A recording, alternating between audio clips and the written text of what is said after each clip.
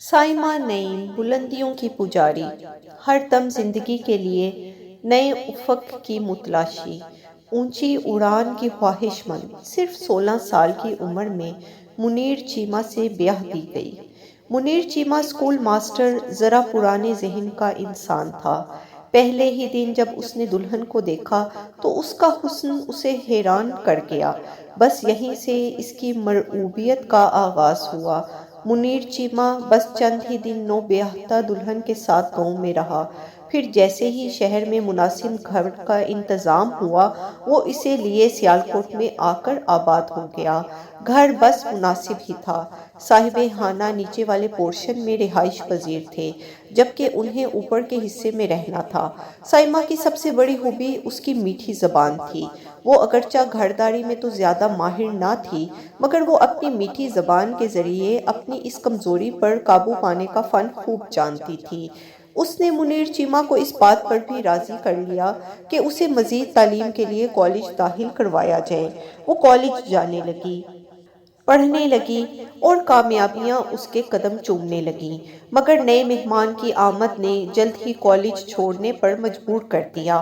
بہرحال افق کے اس پار پہنچنے کے خواب دیکھنے والی نے تعلیم ادھوری نہ چھوڑی۔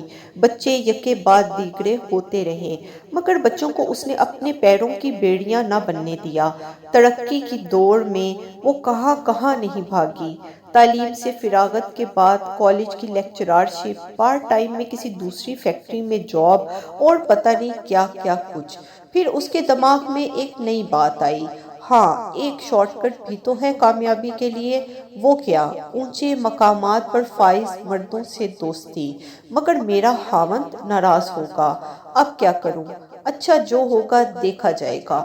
اور پھر ضمیر کے ہزار روکنے کے باوجود وہ سائمہ نعیم اس راستے کی طرف چل نکلی جہاں کی گلیاں اگرچہ پھولوں سے لدی تھیں، مگر نہ صرف یہ کہ واپسی کے راستے مسدود تھے، بلکہ انجام کے لحاظ سے اسے راستے کے آخر پر ایک اندھے کنویں اور ایک گہری کھائی کے سوا کچھ نہ تھا۔ اسے یہ سب کرنا تھا، اسے آگے بڑھنا تھا۔ اس کی منزل بہت آگے تھی۔ وہ زندگی بیکار ضائع نہیں کرنا چاہتی تھی۔ اس کے نزدیک گھر بیٹھ کر بچے پالنا، انہیں سنوارنا اور خاوند کی خدمت کرنا ایسے ادنیٰ درجے کے کام تھے کہ جو کبھی بھی اسے عروج نہ دلا سکتے تھے۔ بلندی، عروج، کامیابی، ہاں میں ان کی خاطر ہر حد تک جاؤں گی۔ پھر سائمہ نعیم تھی اور بہت سے با اختیار مرد۔ وہ تاک تاک کر عیاش اور اونچے عہدوں پر فائز مردوں پر اپنے حسن کا جال پھینکتی، اور اس کے لیے بہت مزے کی بات یہ تھی کہ اس کا شکار بہت جلد اس کے جال میں بخوشی پھنس جاتا۔ یہیں سے اس کے نام نہاد عروج کا آغاز ہوا۔ پیسہ ہاتھ جوڑے کسی باندی کی طرح اس کی زندگی میں داخل ہوا۔ وہ اپنی کامیابیوں پر نازاں و فرحاں آگے سے آگے بڑھتی چلی گئی۔ ضمیر کا گلا گھونٹتے گھونٹتے اب اس نے اسے اتنا کمزور کر دیا تھا کہ وہ بہت کم ہی اس کے سامنے بولنے کی جرأت کرتا۔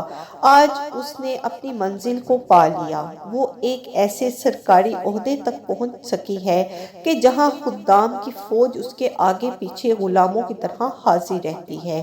بیچارے منیر چیمہ کو اس نے کب کا خیر باد کہہ دیا۔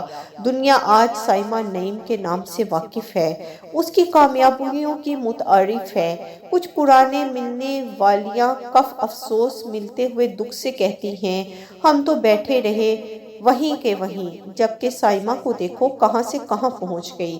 آئیے دیکھتے ہیں اس بارے میں قرآن کیا کہتا ہے۔ جو لوگ بس اس دنیا کی زندگی اور اس کی خوشحالیوں کے طالب ہوتے ہیں، ان کی کارگزاری کا سارا پھل ہم یہیں ان کو دے دیتے ہیں، اور اس میں ان کے ساتھ کوئی کمی نہیں کی جاتی، مگر آخرت میں ایسے لوگوں کے لیے آگ کے سوا کچھ نہیں ہے۔ وہاں معلوم ہو جائے گا کہ جو کچھ انہوں نے دنیا میں بنایا وہ سب ملیا میٹ ہو گیا، اب ان کا سارا کیا دھرا مغز باطل ہے۔